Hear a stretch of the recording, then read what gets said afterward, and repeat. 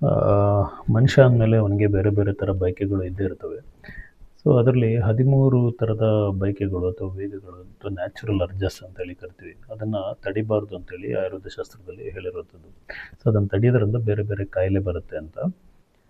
13 ಏನನ್ನು ಮನುಷ್ಯ ತಡಿಬಾರ್ದು ಅಂತೇಳಿ ನಾವು ನೋಡೋಣ ಇವಾಗ. ಒಂದು ವಾಯು, ಅಂದರೆ ತೇಗು ಬರುವಂಥದ್ದು ಅಥವಾ ಕೆಳಗಡೆಯಿಂದ ಹೋಗುವಂಥ ಗಾಳಿ, ಇದನ್ನು ತಡಿಬಾರ್ದು.